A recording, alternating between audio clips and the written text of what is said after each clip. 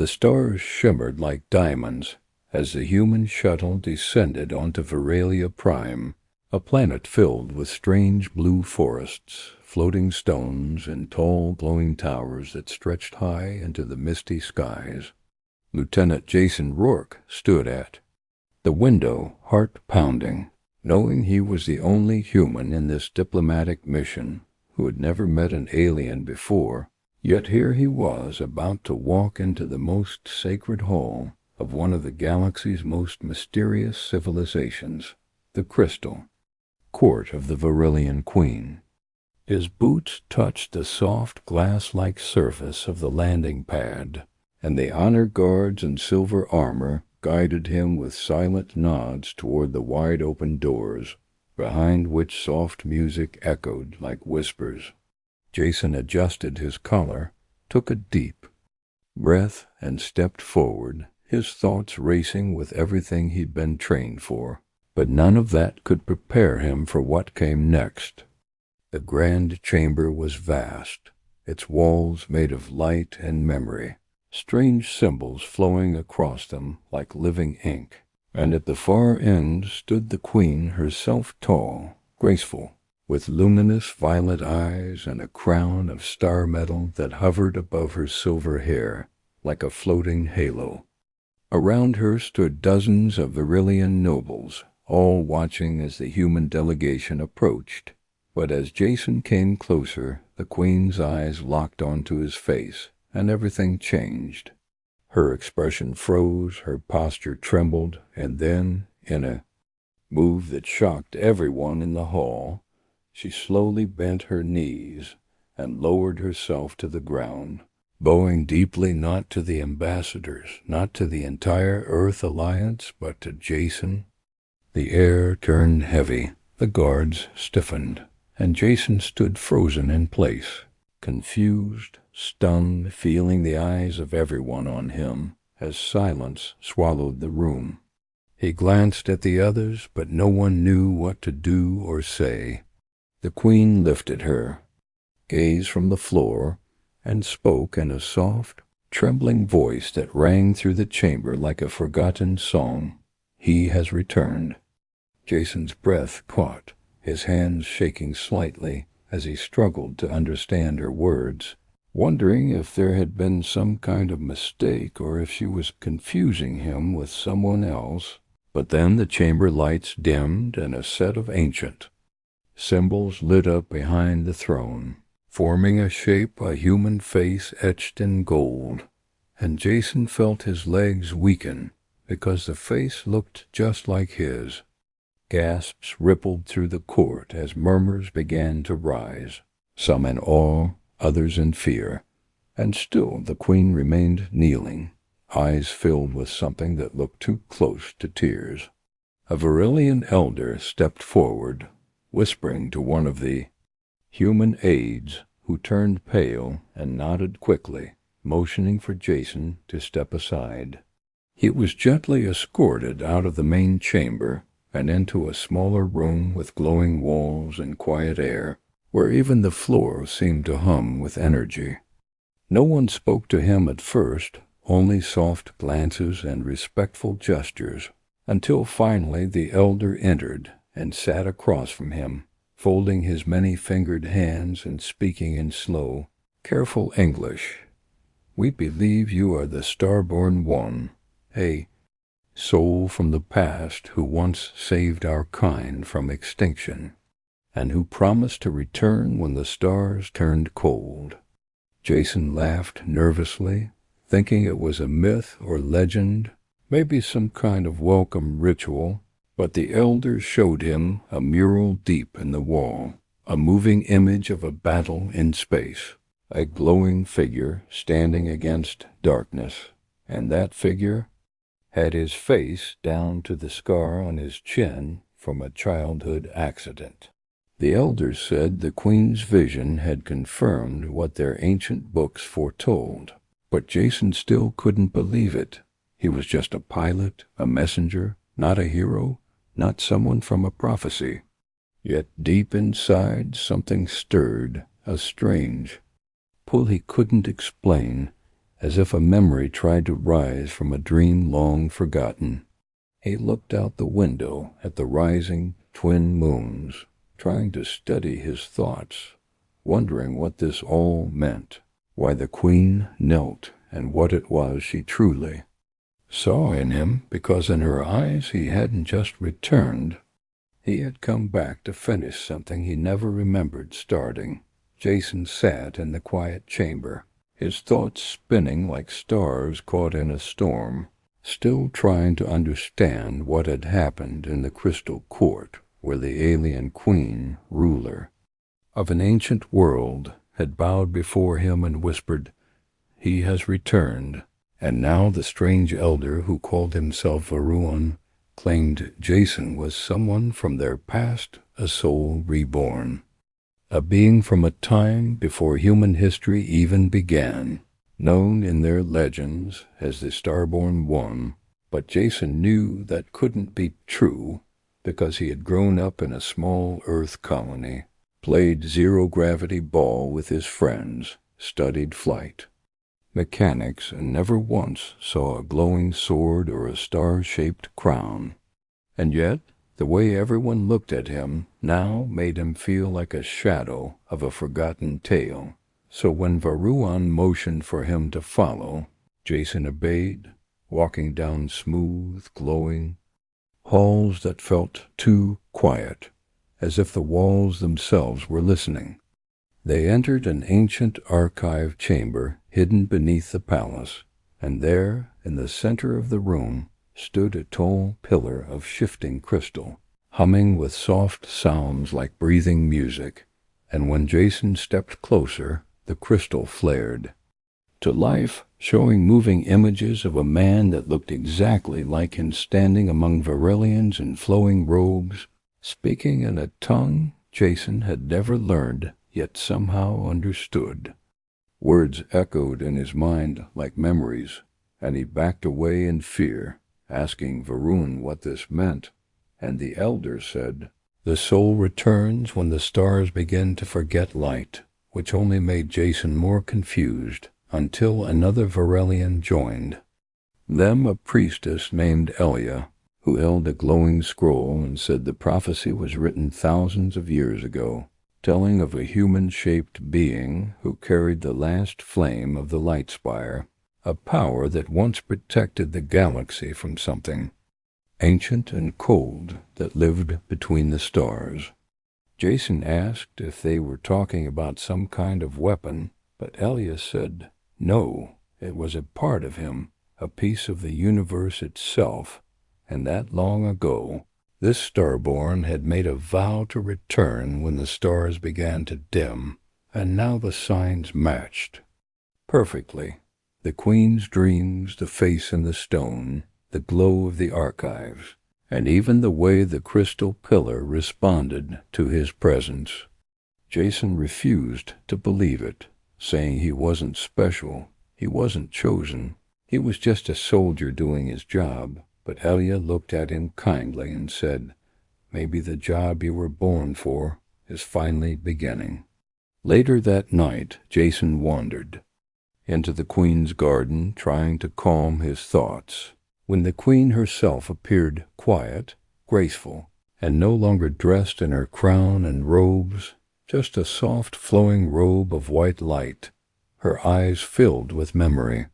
She told him she wasn't sure either, that she had only seen flashes in her dreams, but when she looked into his face, something ancient within her heart had recognized him, and Jason asked her who the Starborn really was, what kind of person he had been, and the Queen said, "A guardian who walked alone to protect many, one who gave everything, even his name." And something about those words struck Jason deeply, as if a door in his mind had opened just a little. The next day, the Varelian Council gathered to discuss the human's arrival, and many were nervous, unsure whether he was truly the one the old legends spoke of, and some feared what it might mean if he was, while others whispered that if he wasn't, then something worse was coming, because prophecies never return without reason. As Jason stood in the center of the chamber, trying to answer questions he didn't understand, Elias suddenly stepped forward and held up a forgotten relic, a small crystal ring, said to only glow in the presence of the starburn, and when Jason touched it, the ring lit up with soft golden fire, and in that moment a quiet gasp passed through the council, and Jason felt something stir within his chest. Not pain, not fear, but a strange warmth that made his hands tremble. Afterward, alone in his room, he stared at the ring and whispered to himself that maybe there was a reason he had come here, a reason beyond orders and assignments, and if he was somehow linked to this world's ancient past, he had to find out why and what the darkness was that everyone seemed too afraid to name. But just before he closed his eyes, a strange voice echoed in his mind, soft and distant, not from outside, but inside him, saying, "They remember you, even if you do not." And Jason sat up in the dark, heart racing, wondering if the memories he never lived were finally beginning to return. Jason woke in the quiet room with a strange weight pressing on his chest. Not a heavy feeling, but something deeper, like a memory trying to rise to the surface, and as he sat up, the strange words he had heard the night before, "They remember you, even if you do not," still echoed in his head like distant thunder. The air felt different, sharper somehow, and when he looked at the mirror across the room, he saw his reflection flicker for just a second, as if another face-holder, wiser, wearing strange robes, had looked back at him, and then it was gone, leaving Jason staring, breathing hard, wondering if he was losing his mind or if something truly ancient was waking inside him. That day, Varun took him to the archives again, deeper this time through sealed doors only the Queen herself had authority to open. But when Jason placed his hand on the smooth panel, the doors opened with a soft tone, as if welcoming him home. And Varun said nothing, only watched with quiet eyes full of questions. Inside, the walls were covered in glowing lines and images that moved like water, and as Jason walked past them, some of the symbols lit up, showing glimpses of battles in the stars, fleets made of light, and a tall figure who looked exactly like him, standing at the edge of a dying sun, arms raised as energy poured from his hands into a great machine called the Light Spire. Jason stepped closer, drawn to a particular panel that pulsed when he neared it, and suddenly, without warning, the wall opened into a chamber filled with a blue mist and a low hum, and in the center was a large crystal, floating and spinning, slowly whispering in a language he didn't know, but somehow understood. As his hand reached toward it, flashes of something, not dreams, not thoughts, but pieces of a life not his, swept through him. Standing beside the Queen's ancestor, giving her a ring, promising to return, facing a black wave of stars that screamed without sound, and falling into light that burned but didn't hurt. Jason stumbled back, gasping, and Varun caught him, steadying him as he whispered, "You are remembering." And Jason didn't argue this time, because deep inside he felt something old and quiet slowly waking, like a door creaking open after being locked for lifetimes. Later, Elia told him that the Starborn's soul had been sent through time, hidden in human form to escape destruction. And now that darkness had begun to stir again, the soul was calling back its memories to prepare, but Jason wasn't sure if he wanted those memories, because every time they came, they brought fear, fire, and loneliness. He wanted to run, to go back to his simple life where stars were just dots in the sky and missions had clear rules. But the queen asked to see him again, and when he stood before her, she spoke gently, telling him that when she saw him, she felt the weight of 1,000 years lift from her family's line, that her dreams of ruin had stopped the moment he arrived, and that even if he didn't believe in fate, maybe fate still believed in him. Jason asked her what the light spire was, and she explained that it was not a weapon, but a beacon, a source of harmony that once kept darkness away from their world, powered by the heart of one soul strong enough to carry it, and that soul had once been his. The queen took him to a chamber beneath the palace, where the first Starborn had once stood, and the walls sang when Jason entered, a soft hum that brought more pieces of his forgotten life to the surface, his voice echoing in. A crowd leading without fear, giving hope when none remained, and promising to return, not to rule, but to serve. Jason fell to his knees, overwhelmed, and whispered that he didn't know if he could be that man again, but the queen knelt beside him and said, "You already are. The stars would not have chosen you twice if you were not worthy." That night, alone again, Jason stood beneath the twin moons, holding the glowing ring that still responded to his touch, and whispered into the wind, asking if the past version of him was listening, if that guardian from long ago had left behind a message.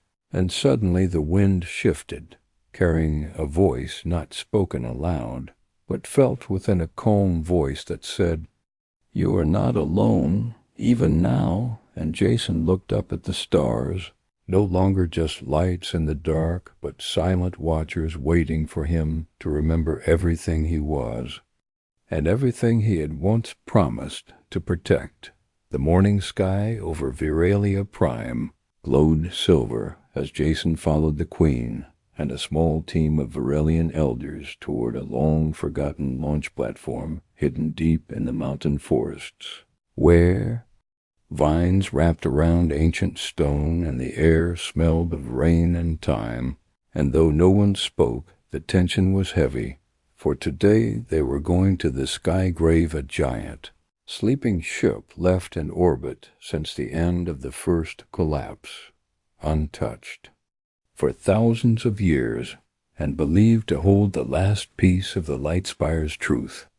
Jason's heart pounded as they boarded a silent shuttle, sleek and dust-covered, which rose into the clouds with a soft hum, the planet slowly shrinking behind them, while the stars above burned steady and cold. Soon the ship appeared a massive structure shaped like a crescent moon, with broken towers and shattered rings drifting beside it, its surface covered in scars and blackened patches where battles had once raged.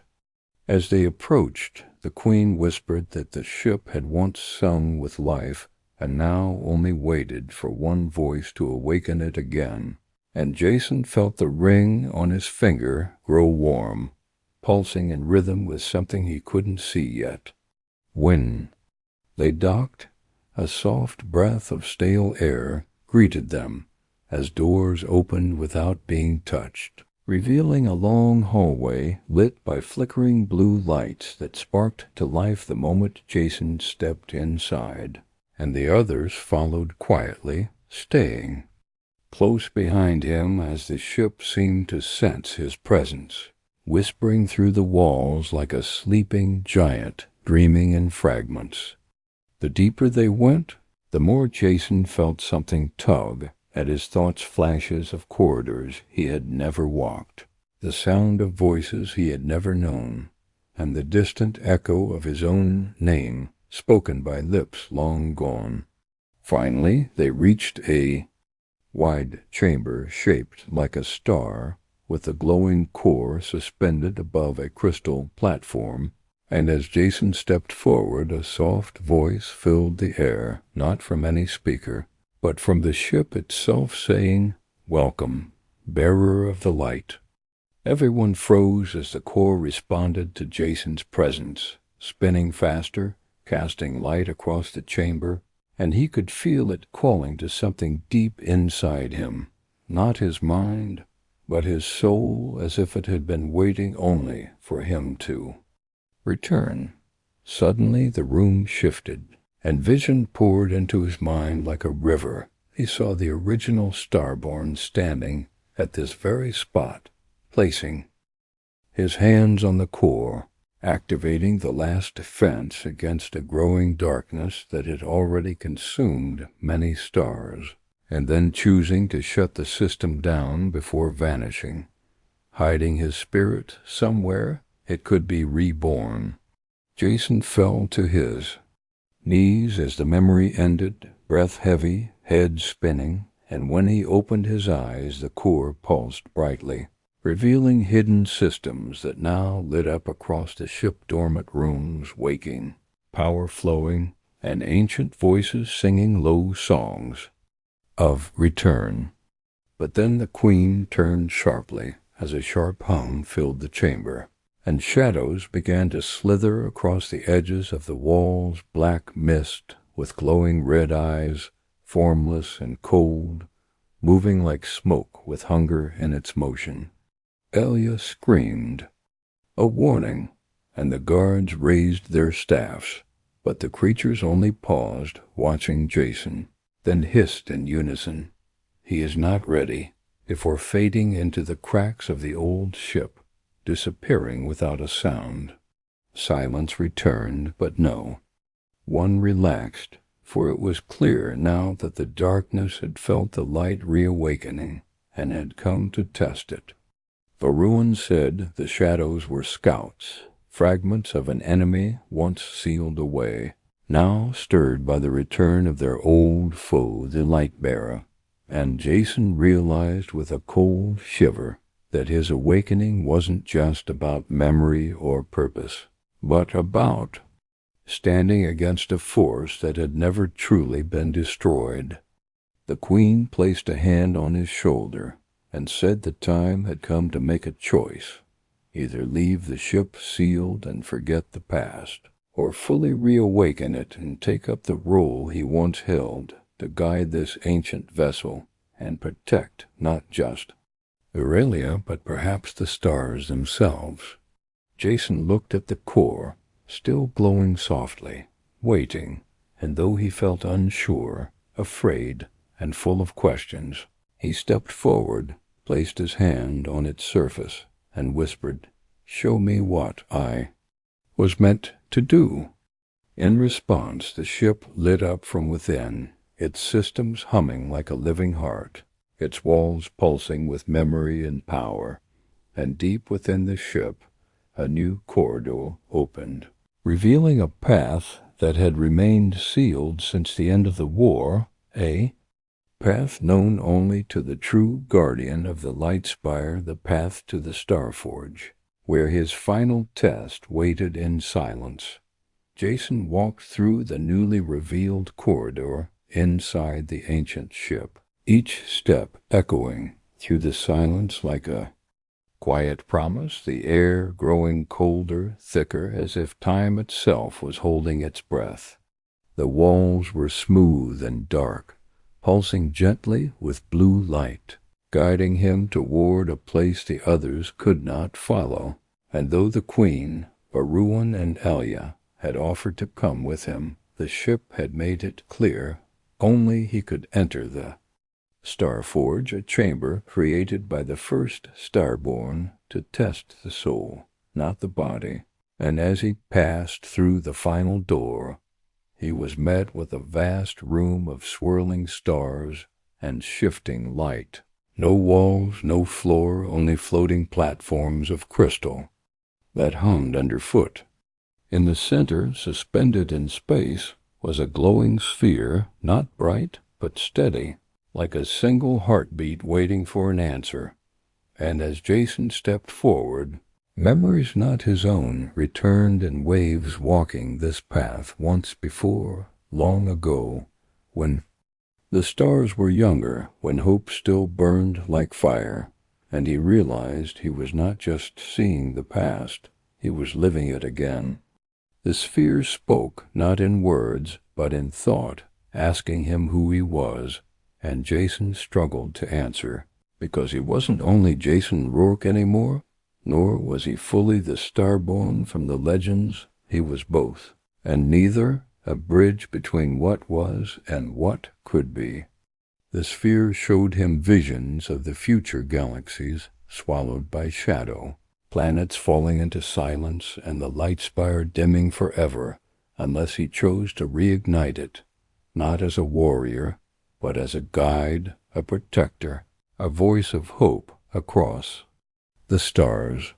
Jason asked how he could possibly carry such a burden, but the answer came not as instruction, but as a reminder. The strength of the starborn was never in his power, it was in his heart, in the way he refused to let others fall, even when he was alone. Slowly, the light of the sphere moved toward him, surrounding him with warmth and memory, and as it touched his chest, his body glowed with soft golden light, and for the first time he heard his true name, not spoken aloud, but felt deep within. His soul Kale Thorn, guardian of the light spire, a name buried in starlight and carried through lifetimes to find its way back. The chamber shifted, stars flaring around him, and a staff of pure crystal appeared in his hand, not a weapon, but a key, a symbol of unity. And when he stepped back through the doors, his eyes were brighter, his heart steadier, and the ancient ship-responded systems fully coming to life, engines humming, lights dancing across the walls like joy returned. The queen saw him, and her eyes filled with silent awe, for she no longer saw a confused human stranger, but the soul of a protector reborn. Together they stood in the command chamber as the ship rose from orbit, not to attack, but to shine. Beacon stretching across the stars, signaling to friend and foe alike that the light had returned. And far away, in the depths of space, the shadows stirred uneasily, sensing their old enemy had awakened, not just in form, but in spirit. Jason Kale looked to the stars ahead, not as a soldier or legend, but as a man who had finally remembered who he was, and with that memory had found his true purpose, not to conquer, not to rule, but to remind the universe that as long as one heart still believed in hope, the light would never be lost.